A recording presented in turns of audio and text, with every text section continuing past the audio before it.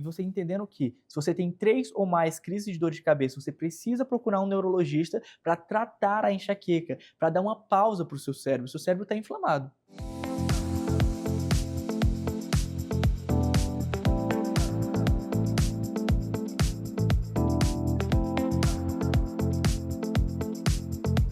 E antes de começar o episódio de hoje, eu quero apresentar e agradecer com muito carinho os nossos patrocinadores, que acreditaram nesse projeto desde o início e tornaram o consultório aberto ainda mais especial. A começar pela Cerrado Chic, uma loja que eu simplesmente amo.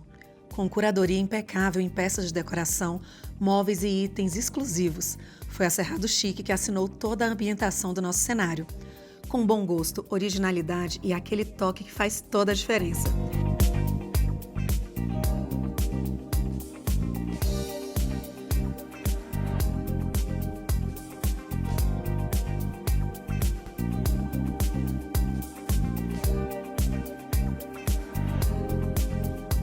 E para você que está nos acompanhando, tem 10% de desconto exclusivo na Cerrado Chic, para que você possa transformar os seus ambientes com elegância. O QR Code já está aqui e o link já está aqui na descrição. E hoje eu abro a porta do consultório para um neurologista. Eu estava aqui pensando se ele era o primeiro, mas sim, é o nosso primeiro neurologista, o Dr. Pablo Henrique. E achei muito interessante quando eu estava fazendo a curadoria, entendendo, né, o porquê dele vir, o que ele faz. E em uma das nossas conversas ele falou que decidiu focar-se na questão da cefaleia e principalmente nas dores das mulheres que somos cíclicas, né? Então, tá menstruada, tem dor de cabeça, tem tantas dores de cabeça, então vamos entender um pouco mais sobre isso. Doutor Pablo, obrigada, fico muito feliz mesmo por você ter vindo até aqui, seja muito bem-vindo. Eu fico grato pelo convite, principalmente pela visibilidade que é falar sobre um tema tão relevante, né? Falar sobre enxaqueca, eu e outros colegas que trabalhamos com isso, a gente sabe a importância de se falar de uma doença invisível, que na maioria das vezes, os exames virem normais, às vezes o paciente é estigmatizado e sofre tanto com isso, e às vezes sofre calada porque as pessoas, de tanto ouvir falar que está com dor de cabeça, acaba desacreditando um pouco delas. E a gente está aqui para a gente falar assim, olha, a gente quer te ouvir, a gente quer te ajudar a voltar a ter qualidade de vida. E eu fico muito grato pelo convite. Eu que agradeço. Então comece, como é praxe aqui no consultório aberto, nós tirarmos esse jaleco do médico no sentido de queremos te conhecer melhor, saber da sua especialização, né, onde você estudou, por que estudou, quais as suas graduações. Então, por favor, apresente-se nesse sentido e, na sequência, se puder, já explica por que a decisão da medicina. Ok. Vou introduzir, então, falando um pouquinho de mim mesmo. Eu sou um nordestino nato, nasci lá no Maranhão, mas me naturalizei piauiense e vim ali com 17 anos para os 18 para Brasília. Eu fiz faculdade aqui no Centro Universitário do Planalto Central. Na sequência, eu fiz residência de neurologia aqui no Hospital de Base, que é o maior centro de formação de neurologia do Distrito Federal e da região Centro-Oeste. E na sequência, eu fui fazer residência de dor aguda e crônica, com esse foco em especial em cefaleia, lá no Hospital Sírio-Libanês, em São Paulo. Mas decidi voltar para Brasília, que é a cidade que me acolheu, é a cidade que eu gosto, que eu me apaixonei, quase que naturalizei aqui, né? Já tem 12 anos aqui na cidade. E por que escolher neurologia, né? Uma pergunta. Durante a faculdade, a gente vai passando pelas diversas áreas da medicina e a neurologia sempre foi desafiadora. Eu sempre tinha aquele ímpeto meio nerd, né, de instigar aquela coisa Sherlock Holmes, né, de mesmo sem um exame tentar chegar à conclusão de um mistério e descobrir o que o paciente tinha. E a neurologia tinha muito disso, de topografar, colocar as coisas em síndromes, em caixinhas, e você conseguir chegar a um diagnóstico baseado naquele seu raciocínio clínico. Obviamente, os exames iriam ajudar ali. E aí foi nesse ímpeto que a neurologia surgiu como algo desafiador, algo que eu queria aprofundar mais. Comecei a fazer neurologia e dentro da neurologia, todo mundo tinha aquele estigma, mas você vai lidar com doenças que não têm cura, com doenças que não têm um prognóstico bom, às vezes o paciente fica sequelado. E eu entrei e naquele primeiro momento eu fiquei preocupado com isso, porque a gente, quando entra na medicina, a gente tem a falsa sensação de que a gente tem que curar as pessoas, né? E a gente esquece que a medicina vai muito além disso, de dar qualidade de vida talvez seja o principal ponto.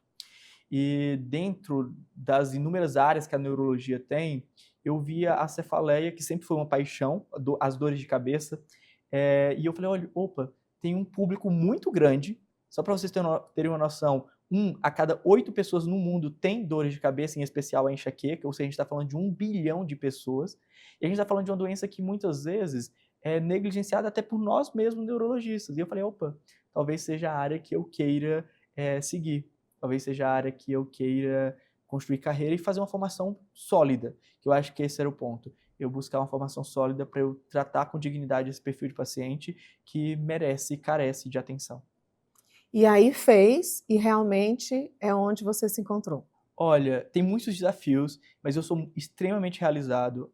Quando eu paro para estudar, eu sinto uma sede de aprender mais, e isso não é demagógico, sabe? Isso é real mesmo. Cada vez que eu tento descobrir, nós estávamos conversando sobre terapia de reposição hormonal, é uma dúvida diagnóstica, saiu um artigo em lugar A, B, C, é meio que motivador para mim, sabe? Então eu sou bem realizado no que diz respeito a isso. A dor, ela é um sintoma universal, né? Só que você fala da dor com um olhar muito humano e técnico ao mesmo tempo. Quando é que você percebeu, né, que queria entender o que está por trás da dor? Eu vou fazer uma observação bem importante, que a dor é um sintoma universal quando ela é uma dor aguda. Quando a dor ela é crônica, ou seja, quando aquilo vira uma doença.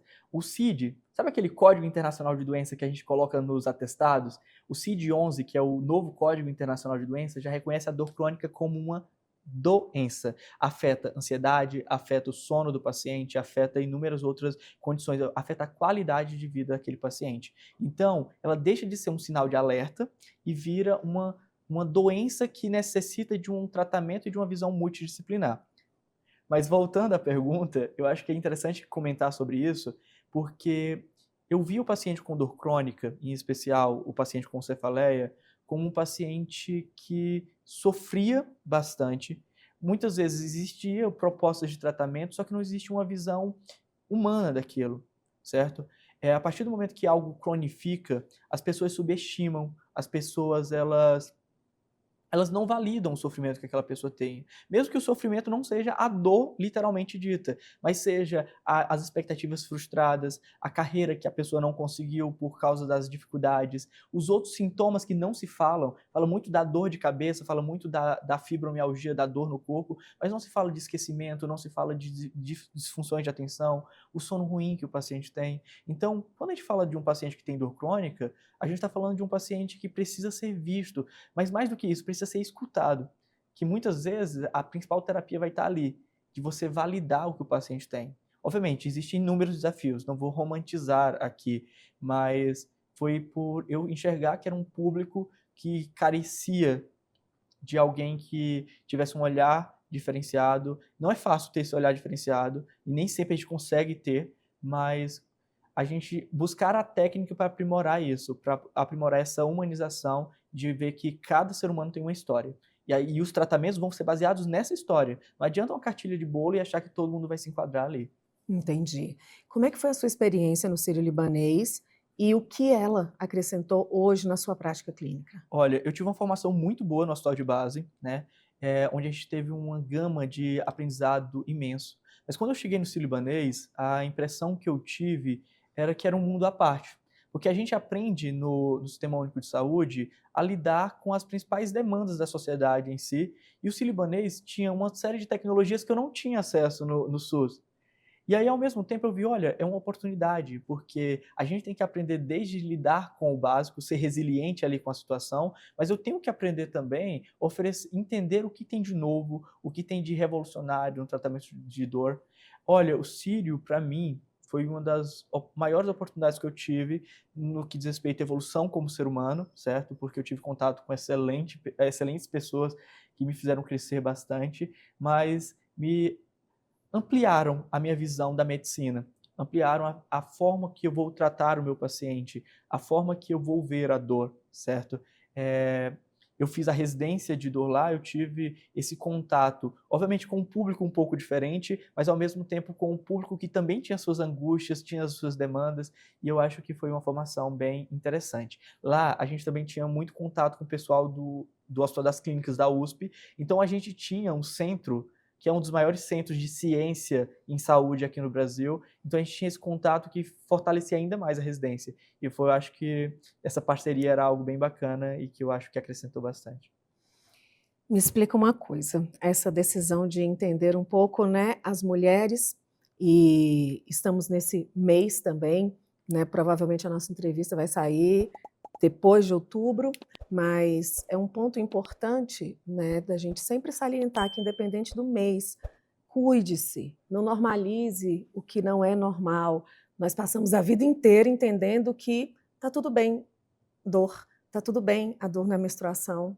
E é justamente dessas fases que eu quero falar, e se há alguma diferença entre elas no que tange, no que diz respeito à cefaleia, às dores de cabeça.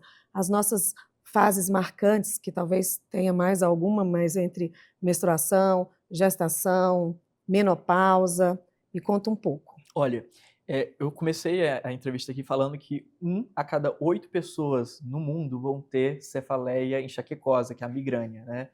E existe uma proporcionalidade em que, quando é mais ou menos na infância, homens e mulheres têm uma proporção de incidência, ou seja, de frequência, bem parecidas.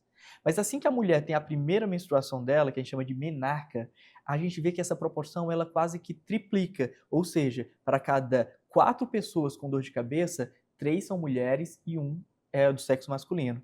E pior do que isso, é que o homem, quando ele tem um período sem dor, esse período é muito mais extenso. As dores de cabeça no paciente masculino tende a ser mais fácil de ser tratada e o período de latência, ou seja, de recrudescência da dor, ele fica um pouco maior. E aí a gente vem para o público feminino, né? Que a partir da menarca, a gente vê uma influência dos hormônios sexuais bem mais importante, tanto que aumenta significativamente a incidência nesse público.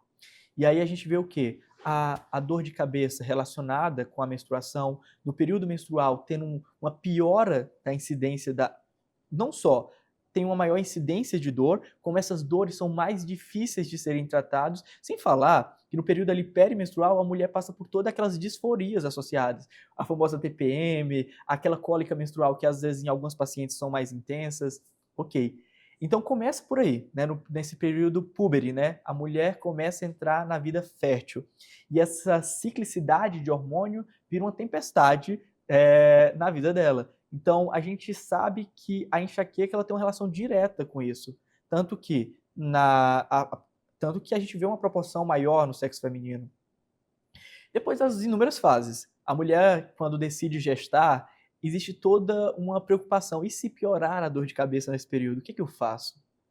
Eu posso tomar medicação A, B ou C? Recentemente teve uma polêmica de o paracetamol, o presidente dos Estados Unidos comentou que gera autismo, e ao mesmo tempo era uma medicação que a gente tinha de segurança. E agora? Gera autismo, não gera autismo? E aí? As dúvidas que questionam. E não é só sobre o paracetamol, é sobre qualquer medicação. Quais são os medicamentos que eu tenho segurança de dar para minha paciente nesse período da gestação? Mas mais do que isso, eu tenho que preparar essa mulher para esse período. Porque como eu sei que eu tenho muitas limitações ali naquele momento, eu tenho que fazer com que as crises estejam mais amenizadas antes de ela entrar nesse momento. Então eu preciso preparar o paciente para poder gestar uma gestação mais tranquila. Só que depois não para por aí. Tem as fases, por exemplo, do perimenopausa. Começa a ter uma bagunça nos hormônios da mulher. E além dos sintomas vasomotores, que é o fogacho, aquele calorão, aquela ansiedade, aquele humor que às vezes fica um pouco mais irritadiço, a insônia, a gente vê que a enxaqueca também piora no perimenopausa.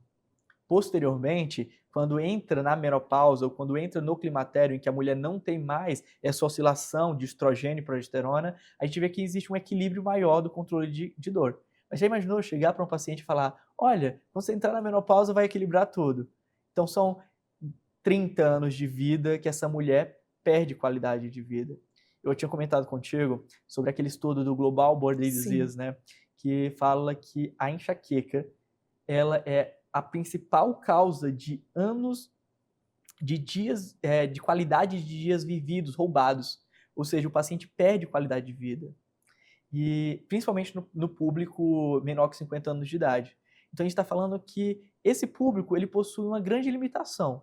Mas mais do que isso, a maior parte desse público, nós estamos falando de mulheres, certo? De mulheres que têm triplas jornadas. É Sim. mãe, é esposa, é filha também, mas tá ali tentando galgar uma carreira de sucesso e possui ainda mais uma condição que às vezes limita ela nessa trajetória.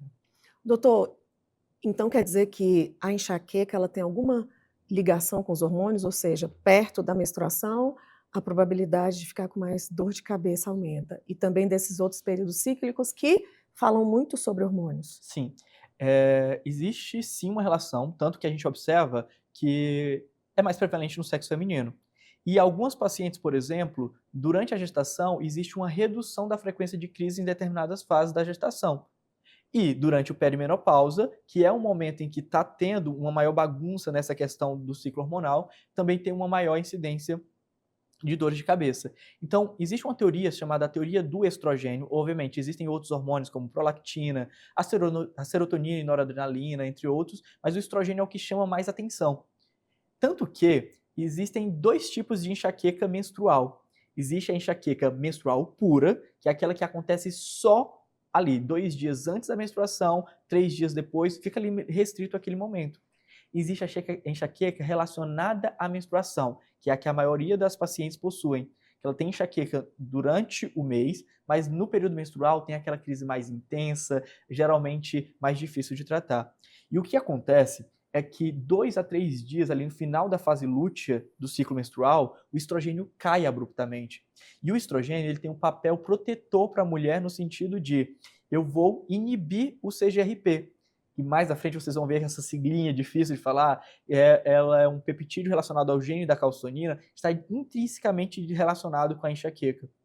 E aí quando esse estrogênio cai, aquilo que estava protegendo, opa, sumiu. E aí a mulher tem aquela dor de cabeça muito intensa. A mesma coisa acontece, por exemplo, no perimenopausa, que quando a mulher está entrando naquela fase em que o estrogênio está lá embaixo, a mulher vive um período um pouco mais difícil. Não se assuste, gente. Pode ser que isso não é a regra para todas as pacientes. Se assuste sim, comece a se cuidar hoje. Estou eu sim. aqui no climatério. E eu fui nessa de não me assustar, brincadeiras à parte, mas se cuida agora. Sim. É importante a gente ter esse alerta antes. Eu falo, doutor, que eu estou defendendo essa causa porque foi como eu imaginava, né, pela falta de informação sobre o tema, até porque mulher você aprende a colocar o absorvente, ponto. Né? E a não engravidar, não é a engravidar. O tempo todo é te ensinando como não engravidar. E aí vem, de repente, que não é de repente, esse climatério. E realmente é uma fase desafiadora em todos os sentidos, sejam ele físico, emocional, relacional. Então, sim, não faça o que o doutor fez, preste bem atenção nesse climatério para que você possa viver antes dele de forma muito saudável, porque é como você viveu que vai dizer como você Sim, vai viver. com certeza. Né? E aproveitando, falando nisso, a minha próxima pergunta é, como a gente falou da menstruação, o anticoncepcional, eu não sei se você vai finalizar, que eu te interrompi no climatério, mas ele atrapalha, potencializa a questão da cefaleia, da enxaqueca? Olha, a nossa vida é previsível. A vida da mulher tem uma previsibilidade maior no que diz respeito a esses ciclos, né? Tipo assim, você sabe que você vai passar por um período perimenopausa. Então, como você comentou, se você já tem dores de cabeça, você sabe que nesse momento vai ter uma privação de sono maior, que é um gatilho, vai ter uma série de outras coisas que podem piorar a dor de cabeça, certo? Então, um ponto que eu comento é, se prepare para aquilo. Não deixe para descobrir se a dor vai melhorar ou piorar nesse momento. Não deixe para descobrir se a sua dor vai piorar durante a gestação. Então você tem que se preparar para isso, certo? Sobre a sua pergunta, eu acho que é uma das perguntas mais relevantes que se tem, né? A primeira coisa que eu pergunto para minha paciente é qual é o tipo de dor de cabeça que ela tem? Se é enxaqueca com aura ou enxaqueca sem aura. Por quê? O estrogênio, apesar de a gente sempre ficar preocupado de estrogênio poder aumentar um pouco mais o risco de tromboses, de modo geral, risco de AVCs, esse risco está inerente principalmente a mulheres que têm enxaqueca com aura. E esse risco aumenta principalmente quando essa mulher tem mais que 35 anos de idade e que ela é tabagista associada a isso. Então, assim, O estrogênio, quanto menor a dose do estrogênio, melhor para a paciente, de modo que a gente consiga dar uma constância, uma regularidade nessa oscilação hormonal. Aí depende também do tipo de enxaqueca que o paciente possui. É porque não existe uma cartilha de bolo, Carol. Por exemplo, se você tem uma enxaqueca puramente menstrual, eu tenho estratégias de como controlar, porque eu tenho uma previsibilidade. Se seu ciclo é regular, eu tenho uma previsão de que talvez no dia 20 você vai começar a ter umas dores de cabeça mais intensas e eu estabeleço uma estratégia para ali, para o dia 20, 21, 22, 23. Sobre o anticoncepcional, talvez façam parte dessa estratégia. Porque se eu sei que a minha paciente ela vai ter uma dor de cabeça ali puramente no período menstrual ou muito pior naquele período, eu posso conversar com a ginecologista e estabelecer uma estratégia. Vamos procurar um anticoncepcional. Pode ter estrogênio e progesterona se a paciente não tiver aura, pode ter estrogênio e progesterona, mas vamos botar uma dose regular e fixa? Se a minha paciente tem uma endometriose, por exemplo, e que durante o ciclo menstrual ela tem aquela cólica intensa, que é uma sopa inflamatória cair no sangue da minha paciente, eu vou discutir com ela, vamos cortar o ciclo, vamos fazer um uso contínuo desse anticoncepcional? Mas, obviamente, cada paciente é um paciente. O uso do anticoncepcional, não necessariamente ele piora a dor de cabeça, só que a gente tem que ter alguns cuidados maiores, principalmente naqueles pacientes que possuem enxaqueca com aura. E aí esse cuidado vale também para outras reposições hormonais. A gente vive o culto da beleza, onde a mulher, com total direito, ela quer usar um chip da beleza ali, usar um hormônio, mas a gente tem que ter um cuidado na racionalidade da indicação disso. Porque se você tem enxaqueca com aura e se você tem outros fatores de riscos associados, o risco de trombose é maior nesse subgrupo de pacientes. Uau! E o que é essa enxaqueca com aura e a sem aura? Beleza. A aura. A enxaqueca, a gente sempre pensa que a enxaqueca é a dor de cabeça. Não, a enxaqueca é uma doença e ela possui várias fases. A aura é uma das fases da dor de cabeça. 25% dos pacientes que possuem enxaqueca vão possuir aura. A aura é um sintoma neurológico autolimitado, ou seja, ele se resolve espontaneamente. Normalmente ele dura de 5 minutos a 60 minutos e normalmente ele precede a dor de cabeça. Essa aura pode ser os sintomas típicos, pontinhos brilhantes na visão, aquelas moscas volantes, ou a visão ficou embaçada, às vezes o paciente sente uma dormência, uma parestesia no braço, como se fosse um formigamento, só que existem auras atípicas. Eu até fico com cuidado de falar sobre as auras atípicas para as pessoas não menosprezarem, porque se é a primeira vez que você tem uma aura atípica, por exemplo, eu tive uma confusão mental e eu não consigo falar adequadamente, existe uma aura afásica.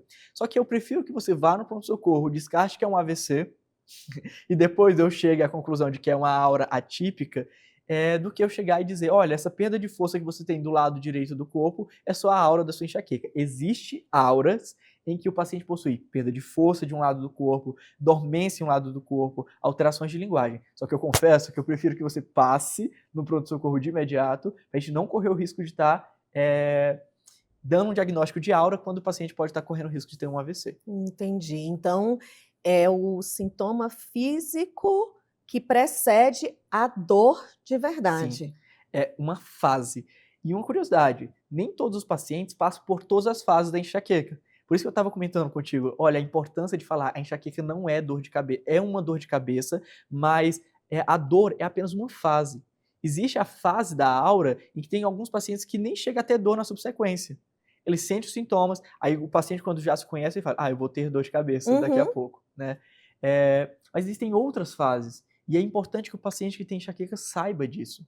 Porque na maioria das vezes o paciente chega para mim, e desculpa eu fugir um pouco do tema, o paciente chega para mim e fala assim, doutor, a dor de cabeça limita a minha vida. Eu falei, como é essa dor de cabeça? Olha, ela dura X tempo, normalmente a enxaqueca, para você que nos assiste, né, é uma dor de cabeça unilateral, ou seja, de um lado da cabeça, normalmente pulsátil, tendo náuseas e ou vômitos, fotofobia, a luz incomoda muito, o som torna totalmente, ela vira um gatilho para a dor e geralmente piora na atividade física. Esses são os critérios diagnósticos. Na vida, nem tudo segue o script certinho.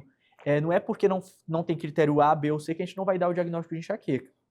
Mas é importante a gente fazer o diagnóstico correto. Fazer o diagnóstico, isso aqui é uma enxaqueca, e o manejo, porque existem tratamentos específicos de prevenir.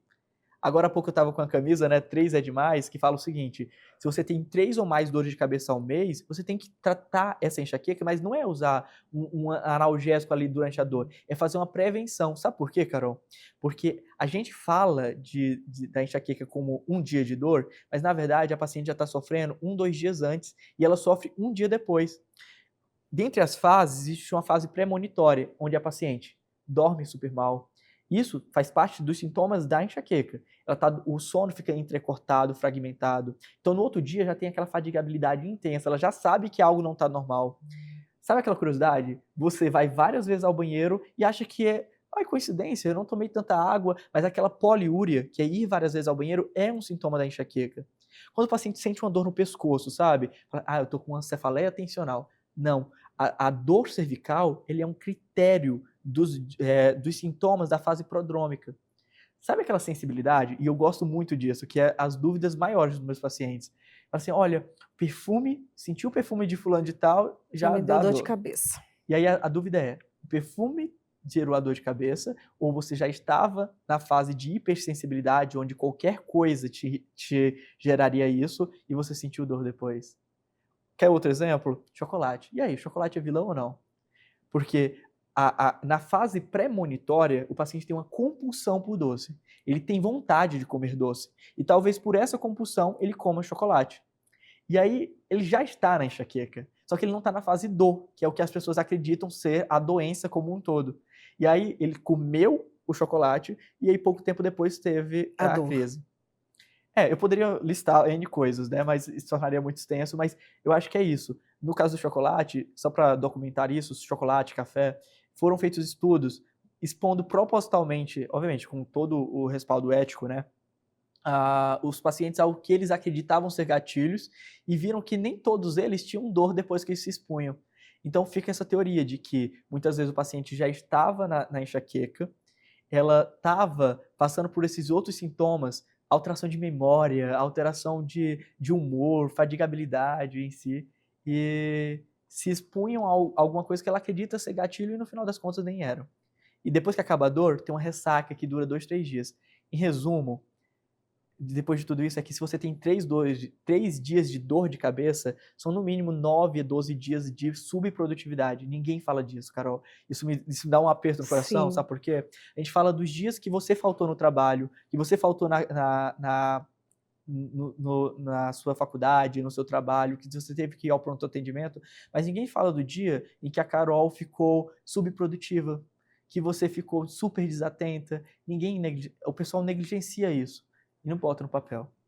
E medicamento, porque já dá agonia só de pensar em tantos dias sem produtividade. Graças a Deus, como eu te falei, eu não tenho dor de cabeça, não passei por isso. E eu conheci uma pessoa, nem ninguém na minha família, assim, mais próximo, pai, mãe, irmão, mas o pai do meu filho, ele tinha dor de cabeça de assim, tem que ficar isolado no quarto, com tudo apagado, porque não aguenta. E foi a primeira vez que eu ouvi falar sobre isso. E é como a gente fala mesmo, né? Se dá mais episódios, você já fica, já vem com a história da dor de cabeça. Então, realmente, é algo muito ruim, né? Sim. Muito desafiador. O doutor está trazendo aí toda essa gama de dias que envolvem isso. E, mais uma vez aqui, né?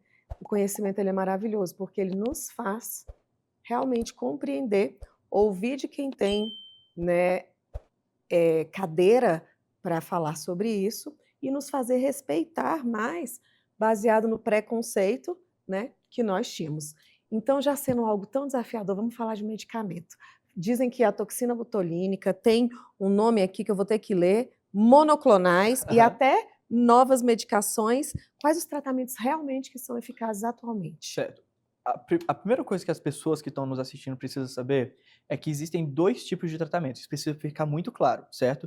Existe o tratamento da crise aguda, ou seja, sabe quando está tendo um incêndio que você vai jogar água para apagar o fogo? Existe o tratamento preventivo, que é o quê? Eu vou evitar ter focos de incêndio. E aí, é aí que entra a toxina botulínica, é aí que entra os anticorpos monoclonais, que entra os gepantes, que são novas medicações que estão chegando no mercado. Mas essas medicações, assim como inúmeros outros, topiramato, amitriptilina, venlafaxina, propranolol, são medicações via oral que ajudam a prevenir a dor de cabeça. Uma vez você entendendo que tratamento de crise, apagar incêndio, não é tratar enxaqueca, ou seja, você está tratando a crise de dor ali, e você entendendo que se você tem 3 ou mais crises de dor de cabeça, você precisa procurar um neurologista para tratar a enxaqueca, para dar uma pausa para o seu cérebro está inflamado. E aí sim, eu acho revolucionário. Até então, a maior parte dos medicamentos que a gente utilizava para tratar a enxaqueca eram medicações que eram direcionadas para outras condições, pressão alta, crises convulsivas, antidepressivos, e descobriram que também tratava enxaqueca. Só que tinha um pouco mais de efeitos colaterais. E nos últimos 15, 20 anos foram surgindo medicações, a indústria estudando cada vez mais medicamentos direcionados para enxaqueca. E aí você citou, a toxina botulínica, ela age perifericamente. Não é assim, apesar de o princípio da toxina ser o mesmo do Botox que a gente usa para estética, ele vai nos nervos impedindo a transmissão de estímulos dolorosos em pontos específicos. Não é aquele protocolo de estético. A gente faz 31 pontos na cabeça, bem detalhados, o nome desse protocolo chama Preempt, em que a gente aplica nesses pontos específicos, em que ele vai modular, impedir que o estímulo doloroso vá informações para o cérebro. As outras medicações vai agir justamente em sítios como, por exemplo, o CGRP. Sabe aquelas siglas que eu falei lá atrás? O gene da calcitonina, a gente viu que é um dos principais protagonistas na enxaqueca. E aí a gente vê que está surgindo cada vez mais medicamentos nisso.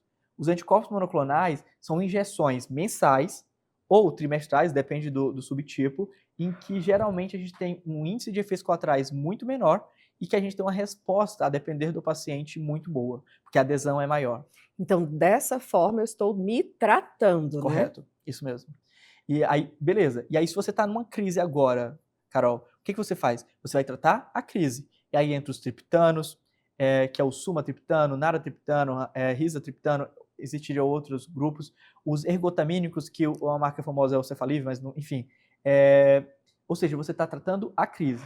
Só que sabe qual é o problema? É que se você tem várias crises de dor de cabeça várias vezes ao mês, você vai começar a fazer uso abusivo de analgésico. E existe hoje, Carol, é porque eu quero que as pessoas saibam disso, porque elas só vão tratar a partir do momento que ela reconhecer que isso é um problema. Sim. Existe uma cefaleia chamada cefaleia por abuso de analgésico. Aquilo que era para ser seu herói vira o seu vilão. Ou seja, seu corpo ele fica, entre aspas, dependente da medicação e começa a ter uma cefaleia rebote pelo uso excessivo. Então, se você tem 3 ou mais crises, por favor, busque alguém para te ajudar. Você vai ter muito mais qualidade de vida. E falando nesse abuso de medicamento, a automedicação ainda é um grande problema no quesito dor de cabeça? Sim, eu acho que, obviamente, quando você tem uma dor de cabeça leve, moderada, que você não vai conseguir ir um pronto atendimento ou passar por um neurologista que te oriente adequadamente, é natural que a gente se automedique. Ok.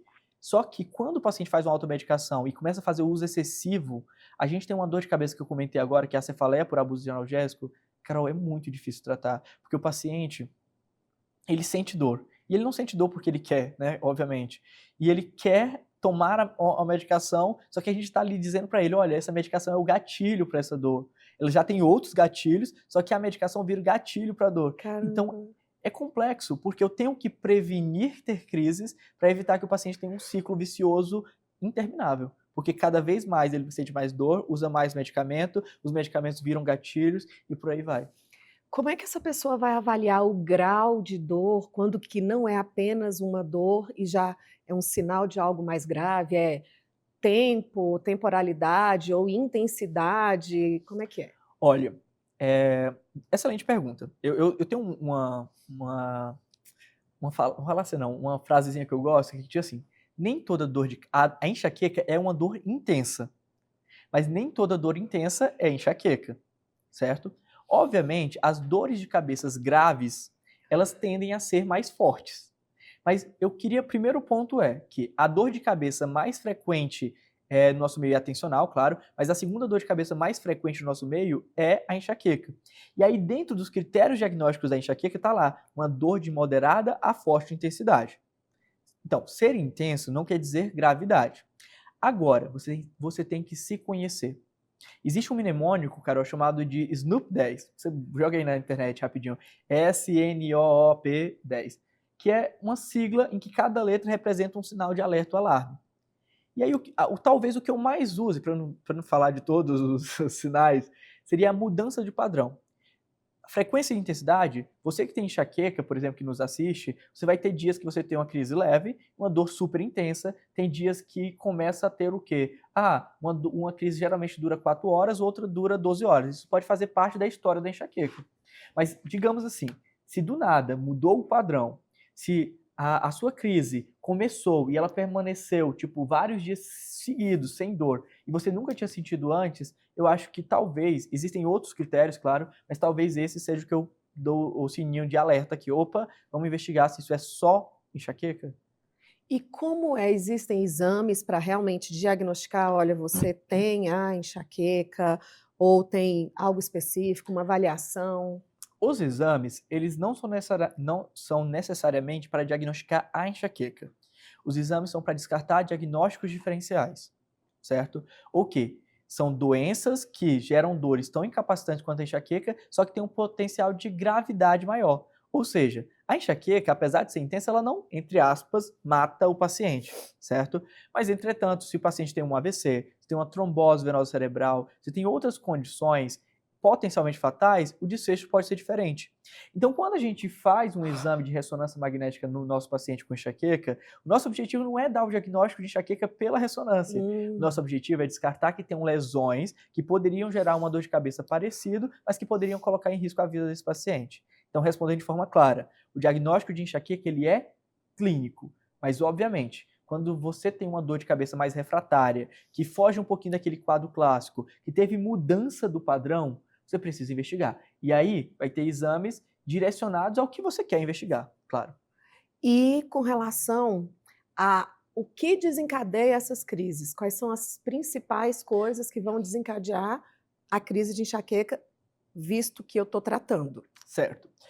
Eu acho que o primeiro ponto é a gente entender que a enxaqueca é uma doença poligênica. Ou seja, ela tem um componente genético envolvido em que seja a resposta, seja a mutação dos receptores do CGRP, ou fatores externos vão influenciar com que o paciente tenha enxaqueca ou não.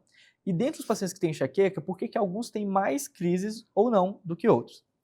Quais são os fatores de riscos ou os gatilhos reconhecidamente marcados, né? Além de gatilhos alimentares, que eu vou colocar numa pautinha aqui do lado, mas sono, tanto a privação de sono quanto o excesso de sono é um gatilho para enxaqueca. Eu vou dar um parênteses aqui que eu gosto muito, porque eu tenho algumas pacientes que são gestantes, estão assim, já tiveram as criancinhas, assim, doutor, a privação de sono faz parte da minha vida agora, com 2 crianças em casa. Como é que eu vou fazer? Como eu vou fazer? Mas beleza, o sono, tanto na privação ou quanto o excesso de sono, pode ser um gatilho para enxaqueca. Sabe a alimentação? Em vez de a gente tentar fazer um terrorismo alimentar, não pode queijo, não pode café, não pode isso, não pode aquilo, a gente entender que o padrão alimentar, primeiro, evitar alimentos anti-inflamatórios, alimentos ultraprocessados, queijos extremamente curados, enfim. Mais do que escolher qual alimento você pode ou não pode, o padrão alimentar é mais importante. Tanto que se você passa muitas horas sem comer, isso faz com que você sinta mais dor de cabeça. Você quer uma coisa que marca bastante o consultório? O pessoal perguntar sobre Mondiaro, falando das marcas, perguntar do Mondiaro, do Ozempic, dessas medicações para emagrecer. Elas pioram a dor de cabeça? Pior que não pioram a dor de cabeça. O que piora é porque acaba que esses alimentos suprimem muito o apetite. E aí as pacientes passam horas sem beber água, horas sem se alimentar. E aí não é que o medicamento gerou a dor de cabeça, só que esse tempo de jejum prolongado, ele é um gatilho extremamente reconhecido que gera dor. E aí, então, acaba que alguns pacientes que fazem uso desses medicamentos emagrecedores, inibidores de apetite, acabam, por consequência, tendo uma piorazinha um pouquinho da dor, piora da dor por causa desse tempo sem se alimentar. Só que agora, só para falar um comentário importante, já que é uma dúvida frequente, é que essas medicações, na maioria das vezes, quando bem instruída, bem indicada, ela faz o paciente emagrecer. E obesidade, o estado pró-inflamatório da obesidade, também é um gatilho da enxaqueca muito grande. Então, de um lado, tem um ponto positivo, por isso que quando você vai buscar um emagrecimento, essa busca tem que ser saudável, tem que ser bem instruída, porque às vezes o que vai virar gatilho, às vezes você consegue ter uma perda de peso, só que isso pode repercutir sobre outros sintomas, né? E as vitaminas e suplementos, é mito ou pode piorar ou pode melhorar? Certo. Existem suplementos que possuem evidência científica. Obviamente, nenhum dos suplementos que eu vou citar aqui, por exemplo, eles têm o grau de evidência, por exemplo, de um anticorpo monoclonal, de sozinho conseguir gerar isso. Mas existe uma linha mais natural de tratar a enxaqueca, né? O que a gente tem de evidência hoje, para quem nos assiste? Hoje, magnésio, uma dose em torno de 400 miligramas ao dia. Existem vários subtipos de magnésio, mas aí teria que ver tolerabilidade, em ver qual mais se adequa. A riboflavina, que é a vitamina B2, certo? A coenzima Q10, ok? Sobre a melatonina, ela tem grau C de evidência. Aí fica aquilo, será se ajuda, não ajuda? Quando o paciente tem um distúrbio de sono, a gente acaba associando pelo custo-benefício ali. E existem outras substâncias ou produtos naturais que ajudam. Por exemplo, uma coisa que eu gosto muito é o gengibre. O gengibre tem alguns estudos mostrando que aquelas dores leves a moderadas, o gengibre sem tanto açúcar, não é para pegar aquelas balas de gengibre que tem mais açúcar do que gengibre, né? O gengibre ele consegue diminuir a dor e a náusea desses pacientes em torno de 2 horas após. Obviamente, a gente está falando de uma dor leve a moderada ali. Então, existem sim suplementos que ajudam, mas não são todos. Não dá para sair, chá disso, chá daquilo vai ajudar, que acaba que isso é muito mais... eu não sei, não vou colocar como charlatanismo, mas isso é muito mais falácia do que literalmente verdade, com evidência para tratar enxaqueca. Falando em tratamento e personalização desse tratamento, você fala muito sobre fazer o básico Sim. bem feito, né? Como é que isso se retrata no dia a dia da medicina da dor? Certo. Quando você fala de fazer o básico bem feito, primeiro eu tenho que entender quem está na minha frente. Eu tenho que entender como é a rotina desse paciente. E quando eu começo minha consulta, eu não quero saber da sua dor agora, nesse momento. Eu quero saber como é o seu dia. O que você faz, que hora você acorda, de qual hora a qual hora você dorme, por quê? Eu meio que sistematizo e organizo na minha mente todos os fatores de riscos que o paciente tem. Como é que está o sono dessa paciente? Porque não adianta eu prescrever uma medicação super inovadora, cara e tudo mais, e a paciente ainda continuar frustrada porque sente dor, se o gatilho que causa essa dor ainda está lá vigente. Se o sono dessa paciente ainda está muito ruim. Se a ansiedade dela tá algo descompensado. Se no trabalho desse paciente tem um risco ergonômico, um assédio, que às vezes tira o paciente do eixo, e que no final do dia ela vai continuar sentindo dor de cabeça. Se a alimentação dessa paciente, ela está desequilibrada ou não. Sempre quando a gente fala de mudança de estilo de vida, todo mundo sabe que a gente tem que mudar muitas coisas. Mas quando eu consigo conversar com o paciente, ouvir meu paciente, e aí depois no final eu pontuo, olha, vamos pontuar tudo que a gente em algum momento precisa organizar. Eu não vou te cobrar mudar agora, mas em algum momento a gente precisa mudar isso. Se você quer resultado, se você quer que eu seja alguém que vai te entregar resultado, a gente vai ter que organizar algumas coisas na sua vida. Eu acho que é nesse ponto. Porque aí você pode pegar um tratamento super caro ou um tratamento barato e ter um resultado mais otimizado. Sim, faz todo sentido. E como é que é lidar com essas mulheres que já estão cansadas, eu digo a maioria mulheres, né, de terem essas dores negligenciadas? Certo. É importante falar, o meu público majoritariamente é mulher. Eu acho que você tem que entender que ciclo de vida que ela está. O que ela planeja? Por exemplo, eu tenho amigas que estão planejando engravidar. Eu falei assim, opa, pois você quer engravidar? Vamos falar uma coisa. A mulher na gravidez, 83% das mulheres vão ter uma redução das crises naturalmente durante a gestação, ali por volta do 2º ou 3º trimestre. Principalmente as enxaquecas sem aura. Mas quando você tem enxaqueca com aura, essa realidade é diferente. Então a chance de você ter uma piora durante a gestação é muito grande. E aquilo que a gente comentou lá atrás, o paciente ele vai ter o quê? Então a limitação dos medicamentos que eu posso ou não usar, Carol. Então, já imaginou se eu estou prevendo que uma paciente que pretende engravidar, ela já tem uma crise descompensada, ela vai engravidar e eu vou ter uma limitação do que eu vou poder ou não fazer para ela. Então eu tenho que preparar esse cenário. Se você chega para mim e fala assim, olha, essa paciente aqui está entrando no perimenopausa. O que eu tenho que organizar? Eu tenho que organizar a vida dela. obviamente, isso não é responsabilidade só minha, mas eu tenho que pensar, tipo, como é que se enquadra? Se eu quero que você faça atividade física, o que que eu posso organizar com você para que você consiga acrescentar ali no seu dia de trabalho? Então, a medicação é isso. Tem pacientes que eu chego e falo assim, olha, eu te dar esse medicamento, você tem que tomar todos os dias. Aí a paciente não lembra de tomar a medicação. Aí eu vou chegar para ela e falar assim, olha, tem medicações que o uso é mensal. Então é mais fácil de você lembrar de tomar o medicamento. Existe uma regra que quanto menor é a posologia, maior a chance de adesão. Obviamente, com outras observações, né? Mas, por exemplo, a toxina botulínica é aplicada a cada 3 meses. Ninguém esquece. Justamente. Ou se alguém esquece, a gente pede autorização. Eu posso te mandar uma mensagem faltando 3 meses para eu te lembrar? O anticorpo monoclonal, que é a injeçãozinha que a gente chama de vacina da enxaqueca, a aplicação é mensal. Então facilita a adesão. Existem alguns limitantes, claro, mas facilita a adesão desse paciente. Enfim, a escolha do medicamento é algo particular. Não adianta. As pessoas falam, minha vizinha usa isso. Olha, eu tenho que sentar contigo, eu tenho que entender qual é a sua rotina, entender como é você. Porque cada tratamento é algo que vai ter uma resposta totalmente diferente. E aí você se frustra. Eu fiz isso, não deu certo, já passei por 5 neurologistas e ninguém me ajudou. Olha, possivelmente, se nós não modificarmos alguma coisa, eu vou ser o sexto. E não que eu queira ser o sexto, mas infelizmente tem algumas coisas que não dependem só de nós, médicos que estão dando assistência, mas obviamente a gente não pode ser aquele personagem que vai julgar você. Sim. A gente tem que ser o pilar de apoio, porque essas mulheres estão pedindo socorro, certo? Elas estão pedindo socorro e você tem que ter empatia, entender em que momento de vida ela está passando. Ela já está ali com ansiedade extremamente limitada. Quem sabe até depressão. Eu vou compartilhar de uma experiência de pessoas que estão no alto escalão mesmo, assim, de cargos, mulheres com cargos de gerência em serviços públicos em si, perdendo a oportunidade de emprego, por Sim. machismo mesmo, porque as pessoas que às vezes não sabem lidar com a doença enxaqueca, acaba estigmatizando, problematizando tudo aquilo. Então o sofrimento dela não é só a dor. O sofrimento é todos os anos roubados, as oportunidades que muitas vezes, por ela ser mulher ali, por ela estar em uma condição que é invisível e que às vezes impede ela de galgar ou de ocupar um espaço que naturalmente ela merecia.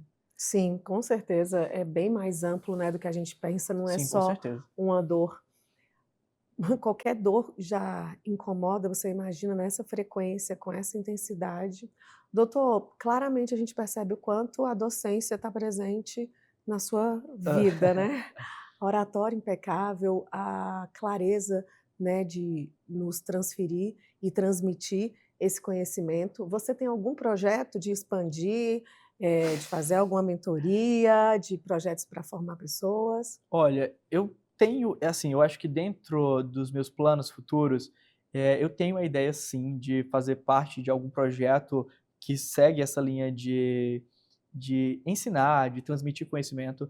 Eu tenho uma professora minha da época da residência lá no Círio que ela fala sobre isso, que você conseguir transmitir conhecimento é uma das maiores dádivas que você consegue transmitir para a sociedade, né? Você passar aquilo que é seu para algo futuro. Mas eu quero que isso seja algo muito maduro, certo? Ok. Eu quero que isso, de fato, tenha uma responsabilidade por trás disso. Então, é um projeto futuro, mas eu quero construir isso de forma bem consistente. Eu quero ter mais experiência também. Assim, obviamente, eu tenho uma formação técnica muito boa, mas eu quero ter a vivência para quando eu propor isso, eu poder, de fato, ajudar outras pessoas.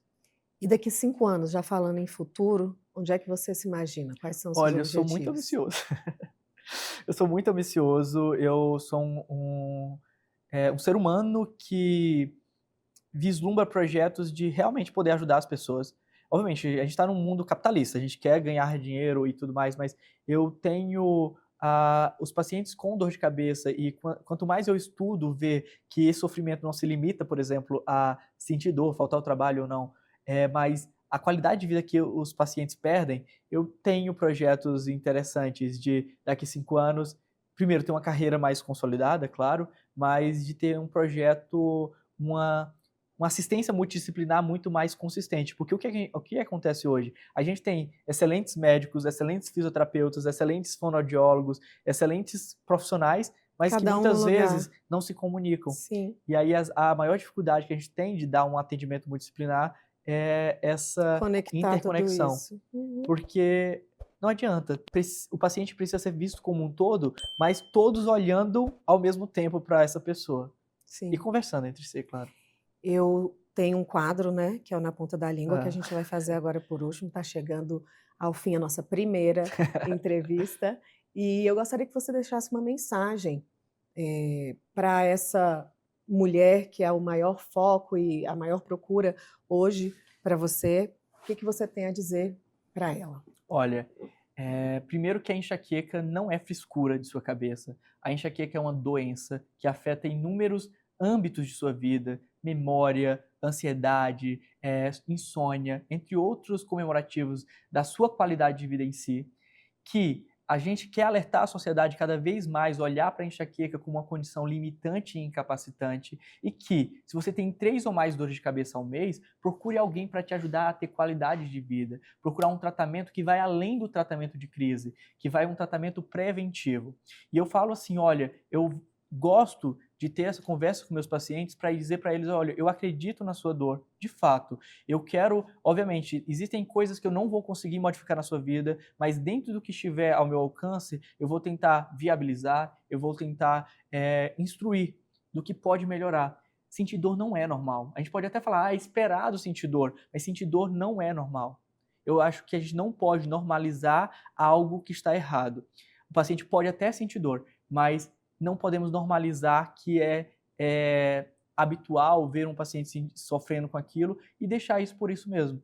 Então, se você conhece alguém que tem enxaqueca, que tem dores crônicas, uma fibromialgia, dê suporte a ela. Antes de estigmatizar, tente se colocar no lugar dessa pessoa. E se por acaso você não é a pessoa mais capacitada para fazer isso, orienta a buscar ajuda. Porque muitas das pessoas nem sabem que existem propostas de tratamentos para isso. E aí acaba sofrendo em silêncio. Sim.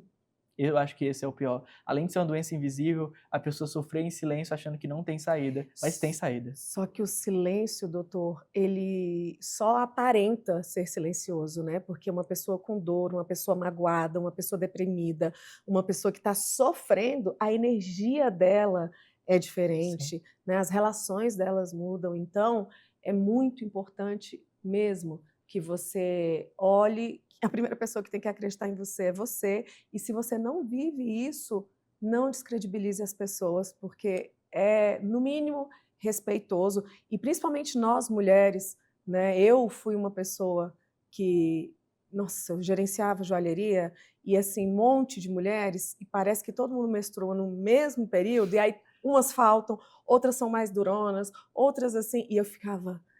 Ai, que absurdo, porque eu não tinha, ou eu queria tanto estar ali sempre produzindo, que eu eliminava isso de alguma forma, mas sempre falava, criticava. Isso é frescura, quer dizer que agora qualquer coisa vai ter que faltar. Então, nós mulheres somos as primeiras. Eu tive que passar ainda por um mundo corporativo, trabalhando com homens, com chão de fábrica, que aí eu piorei mesmo, aí era que eu falava muito arduamente com relação à ciclicidade feminina. Mas, graças a Deus, né, o tempo chega para todo mundo e hoje, além de me respeitar, eu auxilio mulheres, estou aqui como esse local, com esse espaço de fala. Não façam isso. Nós somos as primeiras a machucar umas às outras. E quando nós nos dermos as mãos, você não tem noção da força que teremos. E provavelmente tenha, porque lá atrás, quando éramos bem amigas e não ficávamos ali competindo, as mulheres ajudavam umas às outras, amamentavam o filho uma da outra, ia realmente ali nessa sororidade, né? Então, que ela retorne, né? E obrigada mesmo por ter esse olhar e falar sobre isso. E vamos para o Na Ponta da Língua? Vamos ver se eu consigo. Então, vamos lá. Uma palavra, um bate-bola, outra palavra ou até uma frase. Ok, beleza. Não vai ser igual o meme que você contou, não. Enxaqueca. Qualidade de vida. Dor crônica. Dor crônica é uma doença. Mulher. Mulher são vários ciclos e peculiaridades de cada um deles. Hormônios. Hormônios geram uma bagunça, mas importantes. Anticoncepcional. Às vezes necessário. E a importância vai além do controle cíclico ali da menstruação e ovulação. Sono. Essencial. Gatilhos. É muito importante. Alimentação. Crucial. Talvez seja um dos pilares principais do meu tratamento. Botox. Extremamente revolucionário e um pilar fundamental no tratamento preventivo. Empatia. Eu acho que é a base de todo o tratamento. Futuro da neurologia. Muito promissor. Investiram muito em tecnologia em todas as áreas da neurologia, não só na dor. Todas as áreas estão crescendo bastante. Dr. Pablo Henrique. Olha, você pegou. Eu acho que eu sou alguém que tenta oferecer o meu melhor de mim, sempre, em quase todas as esferas de minha vida. Na medicina, eu acho que eu tento fazer o mesmo. Tento tratar o outro como eu gostaria de ser tratado. Acho que é isso. Que bom, maravilha. Se você quer encontrá-lo aí, se percebeu que não é normal, vá se tratar, quer se cuidar, aqui na descrição a gente sempre coloca não só a formação, mas onde encontrá-lo e também as redes sociais. E se você não tem essa dor, compartilha esse programa com outras pessoas, porque é muito ruim sentir dor, né, doutor? E até o próximo consultório aberto. Mais uma vez, obrigada. Tchau, tchau. Eu que agradeço.